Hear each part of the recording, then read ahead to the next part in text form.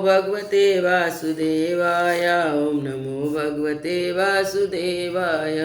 ओम नमो भगवते वासुदेवाय। ओम नमो भगवते वासुदेवाय। ओम नमो भगवते वासुदेवाय। नारायणं नमस्कृत्य नरं चैव नरोत्तमं देवी सरस्वती व्यासं ततो जयमुदीरयेत्।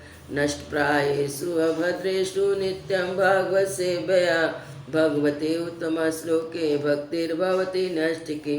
कृष्णाय वासुदेवाय देवकी नन्दनाय च नन्दगोपकुमाराय गोविन्दाय नमो नमः। मूकं करोति वाचालं पङ्गुं लङ्घयते गिरिं यत्कृपातमहं वन्दे परमानन्दं माधवम्।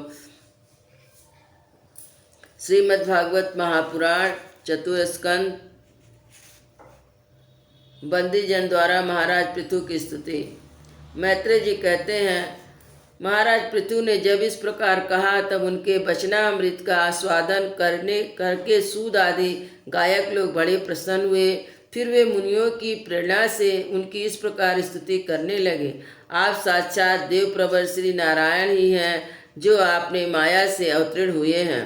हम आपकी महिमा का वर्णन करने में सामर्थ्य नहीं है। आपने जन्म तो राजा बेन के मृतक शरीर से लिया, किंतु आपके पौरुषों का वर्णन करने में साक्षात ब्रह्मादि की बुद्धि भी चकरा जाती है।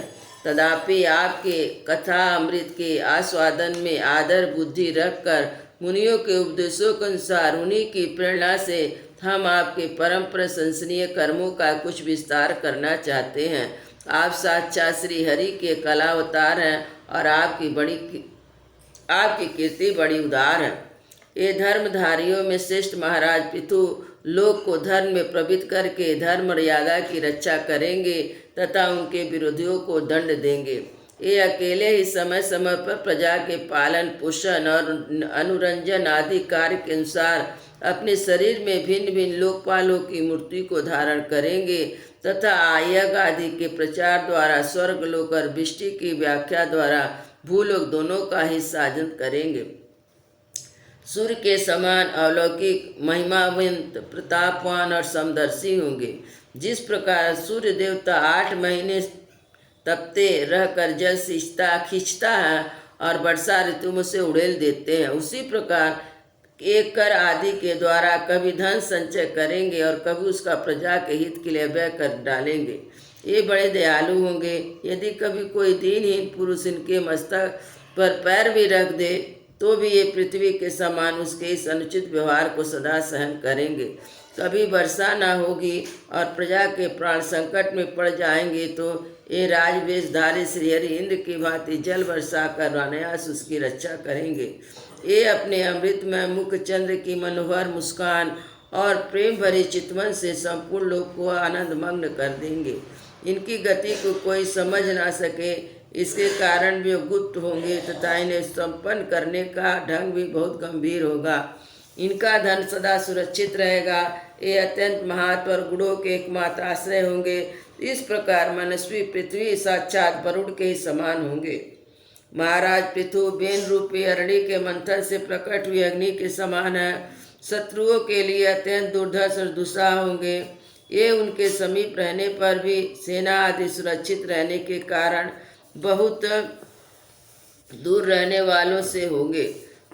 शत्रु कभी इन्हें हरा ना सकेंगे। इस प्रकार के प्राणियों के भीतर रहने वाले प्राण रूप सूत्र दात्रा शरीर के भीतर बाहर के समस्त व्यापारों को देखते रहने पर भी उदासीन रहता है। उसी प्रकार एक गुप्तचरों द्वारा प्राणियों के गुप्त और प्रकट सभी प्रकार के व्यापार देखते हुए भी अपनी निंदा और स्थिति आदि के प्रति उदासीनवत हो रहेंगे। ये धर्म मार्ग में स्थित रहकर अपने शत्रु के पुत्र को भी दंडनीय ना होने पर कोई दंड ना देंगे। दंडनीय होने पर भी तो अपने पुत्र को भी दंड देंगे। भगवान सूर्य मानसोत्तर पर्वत तक जितने प्रदेशों को अपनी किरणों से प्रकाशित करते हैं, उन संपूर्ण क्षेत्र में इनका निष्कंटक राज्य होगा। ये अपने कार्यों से सब लोगों को सुख पहुँचाएंगे, उनका रंजन करेंगे। इससे उन्हें मनोरंजनात्मक व्यापारों के कारण प्रजा इन्हें राजा कहेगी। ये बड़े दृढ़ संकल्प, सत प्रतिज्ञा, ब्राह्मण भक्त, वृद्धों की सेवा करने वाले, शरणागत वत्सल, सब प्राणियों को मान देने वाले और दिनों पर दया करने वाले होंगे। ये पर स्त्री में माता के समान भक्ति रखेंगे, पत्नी को भी अपने आधे अंग के समान मानेंगे, प्रजा पर पिता के समान प्रेम रखेंगे और ब्रह्मवादियों के सेवक होंगे। दूसरे प्राणी ने उतना ही चाहेंगे जितना अपने शरीर को। ये सुहृदों के आनंद को बढ़ाएंगे। ये सर्वदा बैराग पुरुषों से विशेष प्रेम रखेंगे। दुष्टों को दंडपाणी यमराज के समान सदा दंड देने के लिए उद्यत रहेंगे। तीनों गुणों के अधिष्ठाता निर्विकार साक्षात श्री नारायण इनके रूप में अपने अंश रूप में अवतार लिया है, जिससे पंडित लोग अविद्यावश प्रतीत होने वाले इस नाना तत्व को मिथ्या ही समझते हैं। ये अद्वितीय वीर एक क्षत सम्राट होकर भी अकेले ही उदयाचल पर्वत और समस्त भूमंडल की रक्षा करेंगे तथा अपने जयशील रथ पर चढ़कर धनुष हाथ में लिए सूर्य के समान सर्वत्र प्रदक्षिण करेंगे। उस समय जहाँ तहाँ सभी लोग पाल और पृथ्वी पाले ने भेंट समर्पण करेंगी। उनकी स्त्रियां का गुणगान करेंगी। इस आदि राजा को सच्चा श्री हरि ही समझेगी। ये प्रजापालक राजाधिराजा होकर प्रजा के जीवन निर्वाह के लिए गो रूप धारणी पृथ्वी का दोहन करेंगे और इंद्र के समान अपने धनुष के कोनों से बातों की बातों में पर्वतों को तोड़ फोड़ पृथ्वी को समतल कर देंगे। रणभूमि में कोई भी इनका वेग नहीं सह सकेगा और जिस समय जंगल में पूंछ उठाकर विचरते हुए सिंह के समान अपने अजगाव धनुष का टंकार करते हुए भूमंडल में विचरेंगे, उस समय सभी दुष्टजन इधर उधर छिप जाएंगे। ये सरस्वती के उद्गम स्थान अश्वमेघ यज्ञ करेंगे तथा अंतिम अनुष्ठान के समय इंद्र इनके घोड़ों को हर ले जाएंगे। अपने महल के बगीचे में इनकी एक बार भगवान सनत कुमार से भेंट होगी।